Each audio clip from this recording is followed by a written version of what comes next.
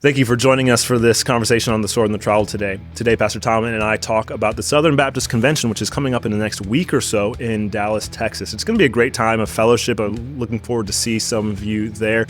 But today we're talking about some of the three big issues that we're going to be addressing at the convention, and that is abolishing the ERLC, the Mike Law Amendment, and then also financial transparency. I hope this is a helpful conversation for you. Take a listen. Welcome to The Sword and the Trowel. The Sword and the Trowel is a podcast of Founders Ministries, and Founders exists for the recovery of the gospel and the reformation of local churches. I'm Graham Gunden. I'm Tom Ascol. Today's episode is brought to you by Squirrely Joe's Coffee and the Miller's Grove Soap Company. Today, Pastor Tom and I want to have a discussion about the Southern Baptist Convention, which is coming up in about a week or so in Dallas, Texas. And it's always an exciting time. Tom, what are you looking forward to? Well, Founders are going to have a booth there, so I'm real excited about that. And we're going to be announcing some things about Founders Seminary that will be opening its doors August the 11th. And Vody Balcom will be there as well for that. So we're real excited about having Vody on the ground with us. He is the founding president of Founders Seminary. So people will want to come by the booth, look for the Founders booth. Usually we're tucked away in the corner somewhere in the back, but just come find us, and we want to tell you about the Institute of Public Theology and Founders Seminary. At the convention itself, it's a business meeting. People forget that, and there are some items of business that we need to deal with, some that we've been talking about here for a while, and especially over the last few years is the law amendment that is doubling down on what the confession already says of the SBC, the Baptist Faith and Message, as well as changing our Constitution to say only qualified men can be pastors of Southern Baptist churches. The abolishment of the ERLC, which I think is going to happen this year, and then calling for transparency. So those are three big things that I'm going into the convention knowing that these are going to be topics of conversation, and I hope they'll go well for the sake of the health of the SBC. Yeah, I mean, there's certainly everyone goes into the SBC with plans, and there's different motions put forward, and there's different resolutions put forward, but nothing can be completely scripted. So you never know exactly what's going to happen throughout those 2 days of the actual business meeting. So those are the three big ticket issues that everyone's really going to be paying attention to. But I'm sure there's going to be other things like resolutions that are going to come up that we're going to have to be paying attention to as well. Yeah, that's right. And I have not kept up with the resolutions. I don't even know if they released them or not, but they've started doing that a couple of years ago, I think. I'm not sure it's a requirement. And Andrew Walker is chairing the resolutions committee. Is That's that right? correct. Yeah. So the resolutions committee got an upgrade. Yeah, yeah, that's certainly true. And so I'm looking forward to that.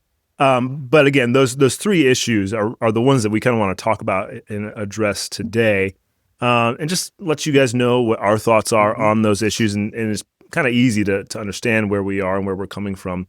But the financial transparency issue has been something in the convention for that Rhett Burns has been bringing up in the convention for a long time. I think for several years now, he's been bringing motions from the floor of the convention, asking for 990 level audits of all of our entities at the Southern Baptist Convention. And those have all gone really well for him, right? No, he's been given the runaround by the executive committee. And usually what happens, he makes a motion, it gets referred to the executive committee. The executive committee determines not to do anything about it. This year, Jeff Yorg has announced that they're going to come up with it's not a business plan, but a new element that supposedly is going to highlight or give more transparency. I've read it. I don't think it does that. I think it's worse than what we got. Yeah, I think Rhett makes that argument that it's actually worse than what we currently have. Yeah, so I hope that that'll be voted down, and that Rhett will be given an opportunity to make yet another motion. And when that motion is made, that we will override the attempt of the committee to kick it to the executive committee. And we say, no, we want to deal with this on the floor. That can be done because it was done when Grant Gaines had the weeping woman by his side and made that atrocious motion that we would supposedly, in the name of helping sex abuse survivors, which it didn't help any of them, wind up getting the SBC millions of dollars in debt. $15 million, right? At least. It's probably more than that. By hiring an LGBTQ affirming company to look into sexual abuse issues in the SBC, and then giving them kind of blanket immunity from any kind of consequences of their actions. Yeah, and this is one of the reasons why many, including ourselves, are so adamant that we need this financial transparency within the SBC, because plays like that have led to horrible fiscal decisions on the part of the leadership of the convention. And man, all these things are connected, because I'm just thinking now, I mean, part of the reason why that motion from Grant Gaines passed, he certainly was playing on the emotions of the naturally sympathetic and gracious people of the Southern Baptist Convention. Yeah, that's right. Nobody wants sex abuse in the convention. Everyone wants to root that out wherever it is. And so he makes this emotional appeal, and part of that comes out of Russell Moore's comments from the ERLC and his slander and his lies towards the executive committee, towards Mike Stone, towards the SBC in general. And because his lies from his open letter on the way out of the ERLC were circulating, that gave fertile ground for Grant Gaines then to get to the mic with his weeping woman and make the motion that we give at least $15 million into the air. Yeah, that's right. It makes me want to say we got played, and which is exactly what happened. It was tragic. A lot of people back then who thought that was the right move and we were going down the right path have been awakened to the reality that no, we really did get played, and we got played to the tune of millions of dollars. We didn't help anybody. The things that we said we were doing were a little more than virtue signaling, and actually has damaged the SBC. And so if we don't have transparency coming forth, I'm convinced the cooperative program will die. Yeah, it'll die. I don't know how many pastors, churches that I've heard from over could just say a slice of any part of this last year. Churches that have left. We've lost a ton of churches because of this. A lot of our friends are no longer SBC churches. Yeah, and I can't talk them into staying. I mean, I get it. That's a conscious decision. But other churches that have stayed in have quit giving to the cooperative program. They're giving around the cooperative program because of the ERLC, because of the lack of transparency. I've talked to trustees who said they don't know. They can't find out. They can't get the information to know how all the money is spent, where all the money comes from, in their entities, which they are supposed to be holding in trust for the convention. Right. And that's what's the line is. Rep Burns gets up there, he makes his motion. We need 990 level transparency.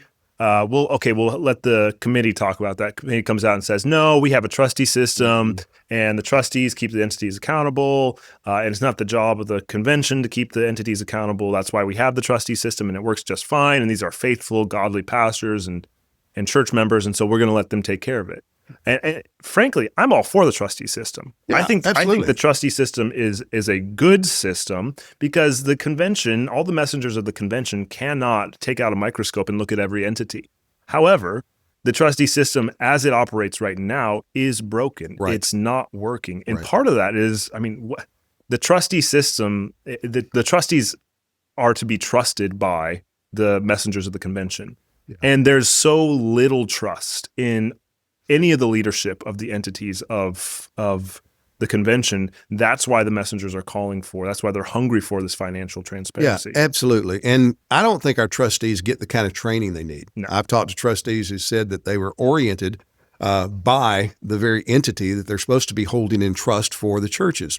And so I'll just use one guy's example. He said, man, we were brought in, wined and dined, giving gifts, and said every year we go to the trustee meeting, that's the exact same way we're treated. It's just like we're VIPs on campus, and everybody knows we're there and treats us really well.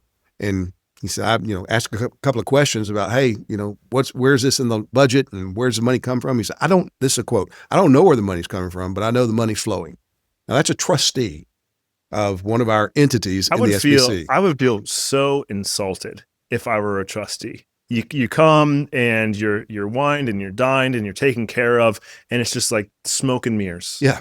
Like, you're a bunch of idiots. We, as the leaders of this entity, are going to take care of things, and we'll give you what we think that you want, so you don't keep asking questions. Yeah. It's just, man, we need transparency. Well, I'll tell you a little story that I've never told publicly before, and I'll try to be appropriately guarded and not revealing too many details about it.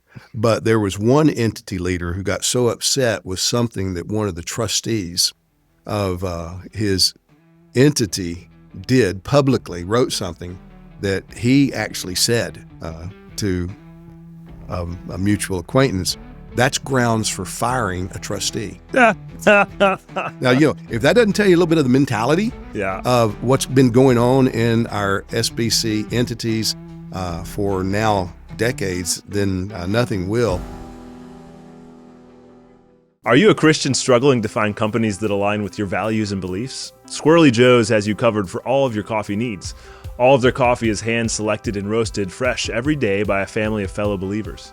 Try them out and you'll savor exceptional coffee while knowing that your investment supports a company committed to following God's teachings and upholding truth and righteousness, ensuring your hard-earned money contributes to the growth of God's kingdom. Stop giving your hard-earned dollars to pagans who support evil. We have a fantastic offer for our listeners. The first bag of coffee is free. All you have to do is cover the shipping. Head over to squirrelyjoes.com/founders to claim your free bag of coffee today. They said that ending Roe v. Wade would end abortion. Well, they were wrong. In the new book, Forsakers of the Fatherless, author Ben Zeisloft pulls back the curtain on the pro-life establishment, and he reveals how many of the very leaders trusted in that establishment to defend life are now standing in the way of true justice for the preborn. Even after Dobbs, abortion is rising across America, including in red states. Why? Because of the movement that was built to end abortion, it has now become the primary obstacle to preventing the abolition of abortion. With exclusive interviews and with devastating firsthand accounts, Zeisloft shows how fear, compromise, and self-preservation have turned the pro-life establishment into the greatest obstacle against eliminating abortion in our time. If you care about justice for the fatherless, this is the book that you cannot ignore. So order your copy today at press.founders.org. Our trustees need to be trained. You think about this too.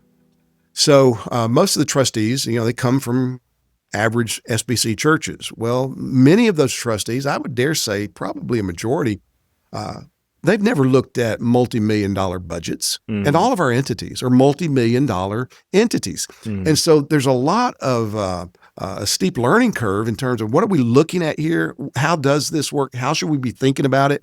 They need to be trained. Yeah. We need a training process for all of the trustees of all of our entities and agencies, other than the orientation they get by the entities and agencies themselves. It reminds me of, it's analogous to the administrative state in Washington, where we, the people of the United States, send our elected officials from our different states and regions and districts around the country. We send them to Washington to run the country, to govern. And they do very little governing because the people there who are part of the administrative state, well, they're there for decades. That's right. And they're the ones who really run the show. And they'll manipulate senators and congressmen and governors and whoever it is because they really actually hold all the power. Yeah. They know where all the bodies are buried. They control the flow of money. That's what it reminds me of. And there just needs to be a light shown on that. And I'm not, I think a lot of these people are good people. I think a lot of them have kind of gotten caught up in, and they've lost sight and lost focus of what they really need to be about. But obviously things are not going well in the convention. Yeah, there's so little trust in the convention. There are churches leaving in droves. There's division. There's dissension.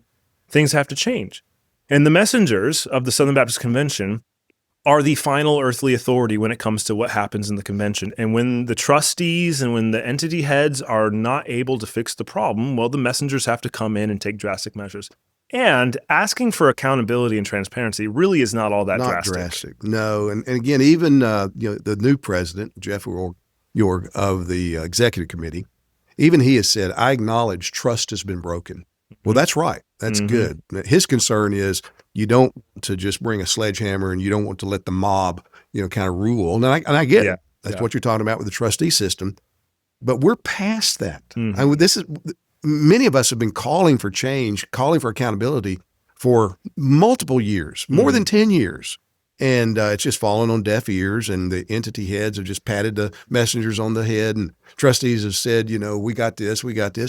And nothing has changed. It's even gotten worse. And now then we see the bleed from the money that churches have been giving for missions. You're not going to get by with just doing it the same old way. There has to be real accountability, I don't see a way forward apart from the convention demanding that our entities come clean with 990 level transparency. Mm-hmm. And if they're not willing to do that, I think we're just going to continue to see the same old bleed, and it'll get faster. Yeah. Yeah, and if you want more information on this call for financial transparency, we did do an episode with Rhett Burns. We got into some more of the detail. It was a great conversation. If you go back and look in our archives on YouTube or wherever you listen to your podcasts and find that episode, that'll be a good education for you going into the SBC on these issues. That's correct. The other issue, the other big important issue, which you spoke to last year, is the ERLC, which, I mean, as long as I've been in the SBC, has been just an unmitigated disaster. Yeah. I mean, I can't think of anything that the ERLC has done ever that I know of that I'm excited about. Yeah, well, I can't say that because they have done some good things. You know, they've been a voice for biblical morality in the public square in years past. It's been so long ago, you know. I was probably a baby. Yeah, you probably were, so I get that. Yeah, and even now, you know, the public relations tour that Brent Leatherwood and others are taking, you know, look at what the ERLC is doing. You know, we're calling for the ban on pornography. Well, praise God. Dusty Deaver's been doing that for over a year since he's been senator in Oklahoma, and he didn't get any help. Why is it 2025 and we're finally doing that? Because there's the convention's coming up. And last year, about 40% of the messengers off on a whim voted to defund the ERLC. And so now then, you know, they got pastors going in D.C. Whose whim? That's mine, I guess. Yeah, you know, I'm literally walking past a microphone. I had no plan to do that, but just was grieved. I just listened. We had an event that Megan Basham spoke at, you know, and she was just talking about her book, which had not come out yet, but I'd read the manuscript of Shepherds for Sale, and she's talking about the ERLC a lot in that event. And so I'm walking back into the hall, and I'm grieved. And there's a mic. And I thought, you know, we got a provision in the Constitution and bylaws of the SBC. It's article number 25 in the bylaws that's for the abolishment of entities. And so I just read that bylaw and said I would like to make a motion to abolish the ERLC. And, you know, I wasn't premeditated. I think it was right.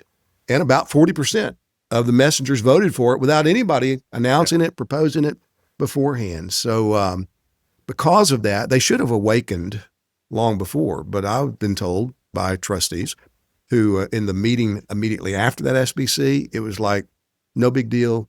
All systems go. Everything's normal. And now then, the last several weeks, we're getting all these photo ops in D.C. of pastors meeting with legislators talking about this, that, and the other. And, maybe there's some good being done. I don't know. But the ERLC could be a real force for good. It can't be a force for good, I'm convinced, with Brent Leatherwood leading it. I think he has committed too many mistakes to be rehabilitated as the leader of the ERLC. Are you looking for healthy bath and body products that are made by a family who unashamedly fears the Lord and seeks to build the kingdom? Well, Miller's Grove Soap makes handcrafted soaps and balms for the whole family. They only use quality oils and butters and grass-fed beef tallow, essential oils, and other good gifts from God's good creation in their luxurious bath products. So stop using harmful products from godless corporations and be a good steward of the body that God has given you.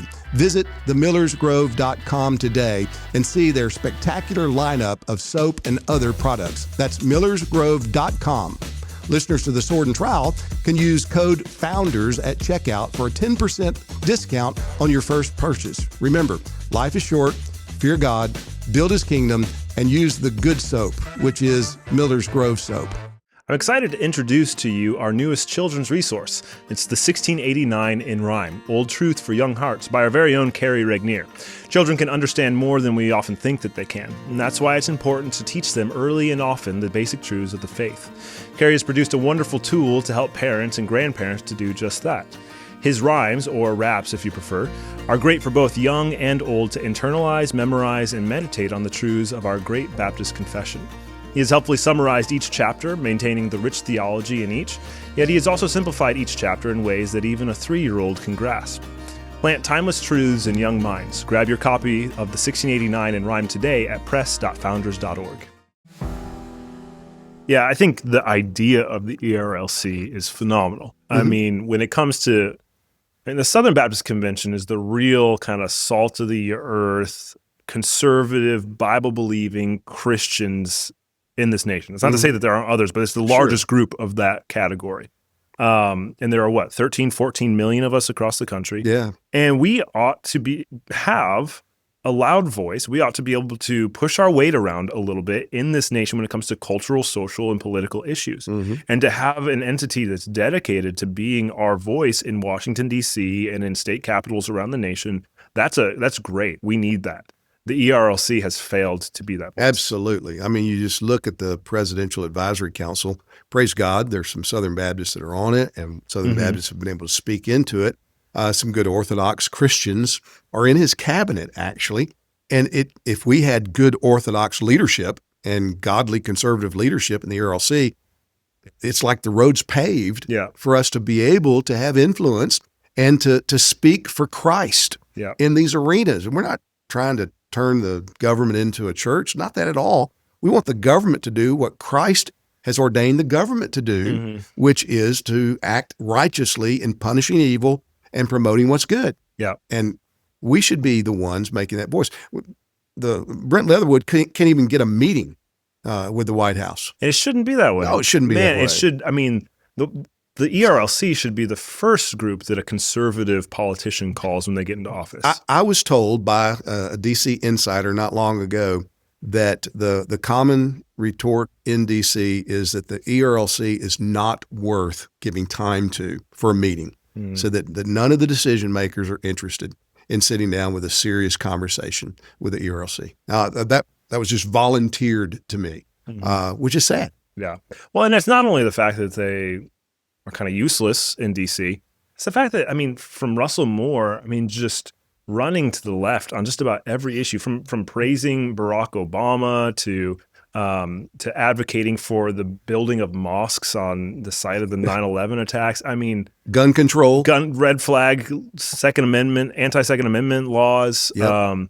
You know, that's Brent Leatherwood. Brent Leatherwood, and Brent Leatherwood led the charge to keep the shooter, that horrible murder at the Nashville school where he had kids in the school. But he led the charge to keep that manifesto from being released. Right. Praising Joe Biden and his courage. Joe Biden, one of the most wicked leaders that the United States has ever had, spiking righteous, godly, anti-abortion bills in different states because they dare to hold women accountable for the crime and sin of murder. Right. I mean, yeah, and you're praising him for stepping down. You know, what a heroic act. Yeah. Yeah, Southern Baptists are not stupid, and it's just time for a change. Yeah, and I think it's illustrative of a larger problem across the SBC, is that we have for so long, I think, in a desire to grow and a desire to have more influence and a desire to stop the bleed, we have run after the secular left and tried to be attractional to the secular left. Sometimes that has an impact on our worship and being very production oriented, rock show type worship in our churches. So that's a problem. But other times it takes place in academia and in the political sphere as well, where you run after the left to say, hey, look at us. We're not so radical. We're not so right wing. We're not so bad. See, we can praise Barack Obama as a great president, and we can say no one should ever vote for Trump, and we can say that if you don't get the COVID vaccine, if you don't wear a mask, you're not loving your neighbor. We can do all these things. We're just like you guys. We just love Jesus. Right. I think that's the heart of the problem with what we've seen in the ERLC, but that's spread across so many of the different entities. And because the leadership of the SBC has continually run after the cultural, social, and political left in order to be attractional to them, they've had a disdain on the people that the political, cultural, and social left has disdain for. And that is the normal Southern Baptist in the pew. Yeah. The left hates the Southern Baptist in the pew. And that's bled over, I think, into a lot of our leadership. Yeah, and that's not just true for the SBC. I mean, we're seeing that in the PCA. We're seeing that in just the broader evangelical world. And there's a lot of disenfranchised, salt of the earth, members of churches that are just beginning to wake up and say, you know what, enough. Enough. We put up with your nonsense, giving you the benefit of the doubt, but we're not following you anymore. And I've contended for years that we need a clean sweep of new leaders across the board in the SBC. We need leaders with backbone, men who are willing to stand, who understand the days in which we live, and where they have made mistakes, and we all do, repent, and then get up and lead us in a bold new direction. Yeah. So the motion will be made to abolish the ERLC. I'm confident. I think the people will beat a path to the microphones to make this motion. Yeah, I'm sure there will be a dozen people ready to make it. So I don't know who will make it. But then, I mean, let's think about how this then has to play out. So you can make the motion, and how much of a vote does the motion have to pass? 50% plus one. Okay. Yep. So 50% plus one. And then after that, the ERLC is just abolished? Nope. It takes 2 years. So it'll be a warning shot fired across the bow, which is what I was hoping for last year. It takes 2 years, consecutive majority votes to do away with an entity, which is right. So you just can't do it in a moment. Right. But if we vote to do that this year, that will certainly wake up the trustees. That, hey, you know, we're always told that the local church is headquarters in the SBC.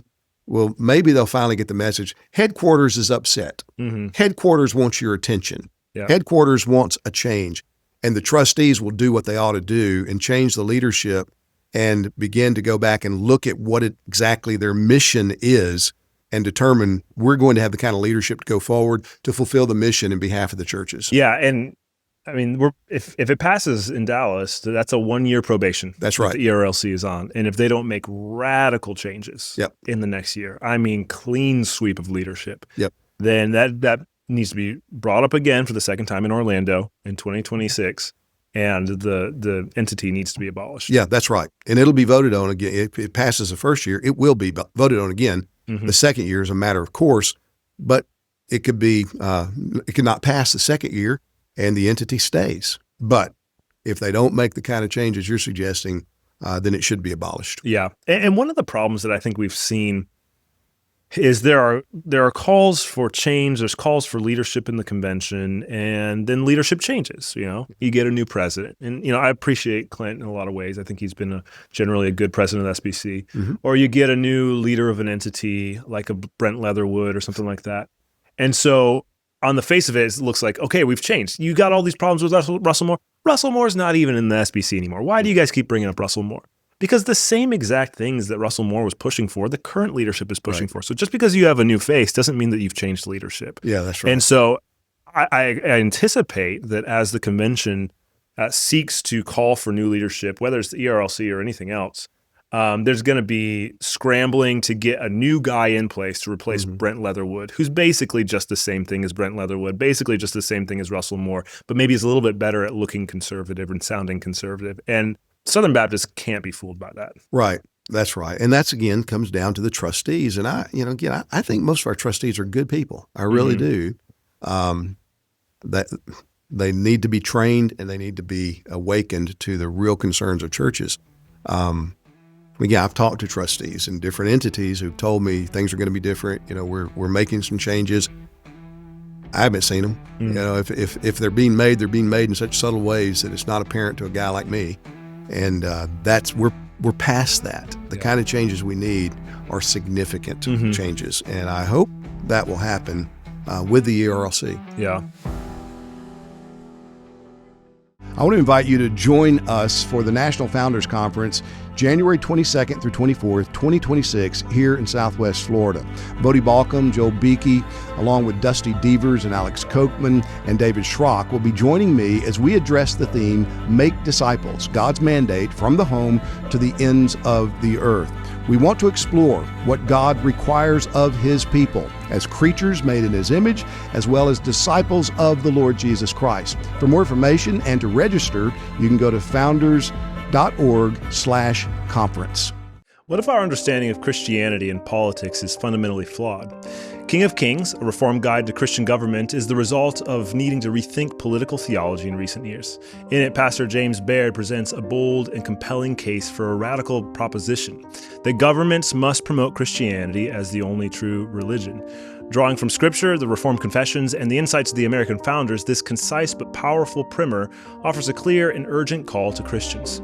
It's short enough to read in one sitting. It provides a gateway into a rich tradition that many have forgotten, and a vision for recovering it today. You can order your copy today at press.founders.org. The last big issue then to address at the convention is, a new president is likely not going to be voted on this year. Clint will probably be reinstated by acclamation, which is, I think, good and proper because traditionally presidents serve for 2 consecutive one-year terms. But the last issue then is the law amendment, which is a proposed amendment to our Constitution, which requires that churches in friendly cooperation commit to only employing men for any office of pastor as taught by the Scriptures. I don't remember exactly what the wording is. Yeah, and it got changed by Juan Sanchez, and I forget now exact wording on his change too. But it's basically that. It's a change to, I think it's Article 3 of the Constitution, that it's in the Baptist faith and message anyway. I mean, if we had honesty in our churches, this wouldn't be a problem. But we got some churches that say, oh, well, we call her pastor, but she's really just a director or whatever. If we just had integrity and honesty, this wouldn't be an issue. But because that's been watered down so much and people say, well, pastor's not an office, it's a function. And so she's shepherding the children or whatever. If we just get that in the Constitution, that will make it more secure, and it will help the Credentials Committee to do what they ought to do, which they have miserably failed to do in this last year, where churches were brought up that had women pastors on their staff, and the Credentials Committee said, no, they're okay. Well, now they won't be able to do that constitutionally. They're not going to have to even try to interpret the Baptist faith and message. They can just read what the Constitution says. So it's a good amendment. It passed the first year, should have passed last year, but all of the administrative state came out against it. All of the well-known, not all, but most of the well-known guys that have been in leadership for the last decade or two. Many of the former presidents. Former presidents gathered around the microphones. We don't need this. That's just so cringe. So the conference or council of cardinals have met and told the peons what to do.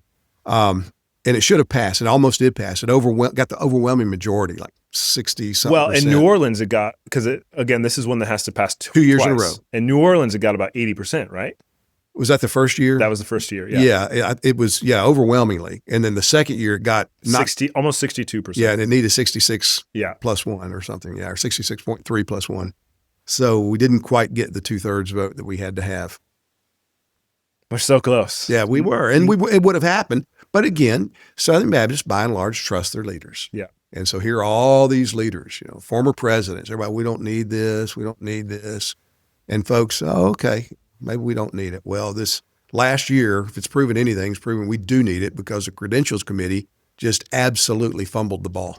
Yeah, and I want to emphasize that, Southern Baptists trust their leaders, and that is a good and a right instinct. That's and right. Ordinarily and normally, that's what you want to do. I mean, the burden of proof is on distrusting your leaders. That's right. I think it's been proven. Yeah. I think it's been proven that the leadership of the Southern Baptist Convention, at least over the past decade, has failed. I agree with you on that. Because we could have had any number of leaders had they just simply gone to a microphone and spoken righteously about an issue, would have saved a lot of headache, heartache, and embarrassment for the convention. We've seen some of that. Some leaders have done that, and I appreciate it when they have.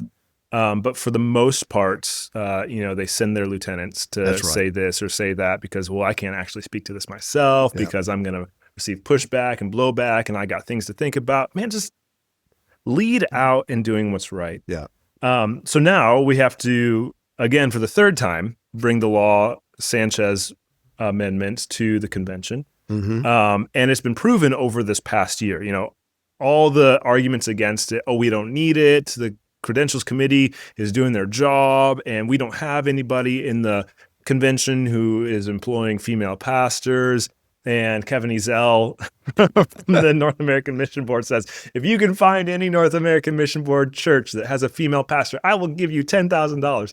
And of course, people have dug up a number hope he of does it. churches. If he doesn't do it, then that's a bigger problem. Yeah. Better not to make a vow than make a vow and break it. Mm-hmm. And that's our leadership needs to have integrity. Absolutely. And if they make a promise like that, they need to follow through with that promise. And if they have, especially when the promise is given to prove that we are doing the job that the Southern Baptists have commissioned us to do, and we are not going against our confession of faith and the Baptist faith and message. And then it's proven that no, actually, you're not doing your job, and you're not keeping churches that are part of your organization in line with the Baptist faith and message. Well, then you definitely got to eat those words. Yeah, that's right. And Juan Sanchez and other guys issued a letter, an open letter to the SBC several months ago, signed by Nate Aiken, H.B. Charles, Jed Coppinger, several other folks, basically saying this needs to happen. We're going to propose this amendment again, and we want your support of this. And so they're asking that the amendment would deem a church to be in friendly cooperation only if it affirms, appoints, or employs only men as any kind of pastor or elder as qualified by Scripture, and that would be what the Credentials Committee has to now look at rather than anything that they might find some ambiguity in. And so this is going to come as a motion. I think it will pass, and I think it'll pass again in Orlando next year. Yep. So this is a big year in Dallas. There are several things that we need to make sure the convention is headed in the right direction on. The first is financial transparency, which if that passes, we don't need to go back for a second year on that one. Like that can. That's right. If we vote for financial transparency, well, then that's what in 990 level transparency, then the entities will be required to give that to us just with that one vote. But then Orlando's going to be a big year too, because those are the follow-up votes to the votes that, Lord willing, will pass this year in Dallas in terms of abolishing the ERLC, and then in terms of passing finally the law amendment. That'll be the fourth time that we vote on the law amendment. Right. And it's like Willie Rice said, this is not going away. No way. If it doesn't pass this year, it's coming up again next year. If it passes this year and doesn't pass in Orlando next year, it's going to come up the following year. It will keep coming up, and we just need to address it. Absolutely. And next year in Orlando, we will have the opportunity to elect a new president. That's right. And man, it'd be awesome if we got a real good, firm conservative in that office who has backbone and is willing to take stands. That'd be great. Yeah, I think Clint has been a far sight better than presidents that we have had for several years. Yeah, several years. And man, if we can follow that up with a real conservative with a backbone, that could be so good for the SBC. It could be. So, yeah. And here's a little plug for a book I wrote many years ago. In fact, this is the first book Founders Press ever published. From the Protestant Reformation to the Southern Baptist Convention, What Hath Geneva to Do with Nashville? It gives a little bit of the history of the SBC and our roots before the SBC and as the SBC was formed from those various tributaries, the Charleston tradition, the Sandy Creek tradition. And so this book is available through Founders Press. You can get a copy of it at founders.org. Yeah, get it, read it before the convention, come to the convention, and we'll talk about it. Yeah, I'd be happy to. Yeah, and the reality is like these are the three big issues that are facing the convention this year, but there are other issues that we need to continue to work on for the health of the convention and for the health of our local churches. And that's why Founders exists. That's why we're a part of the Southern Baptist Convention. That's right. And come by the Founders booth. Founders Seminary will have a presence there. The Institute of Public Theology, which is going to be a 4-year Bible college now with classical Christian education, business, and public theology as the three majors. We're really excited about that. So Vody Balcom will be there. I'll be there. You'll be there. We'll have other guys there as well that'll be happy to talk to you about what all is taking place, what the plans are, and how the Lord is guiding us going forward. And you will probably be at a couple of different events, maybe on different panels and things like that throughout the convention as well. So maybe keep a lookout on social media about those things. Yeah. So, well, we look forward to seeing you all there, and thank you for joining us for this episode of The Sword and the Trowel. If this is helpful to you, and if you want to spread the word about some of the things that we talked about in preparation for the Southern Baptist Convention, you can like and you can subscribe, and then share this with other pastors, other friends, church members, particularly those who are in the Southern Baptist Convention, and we will see you next time.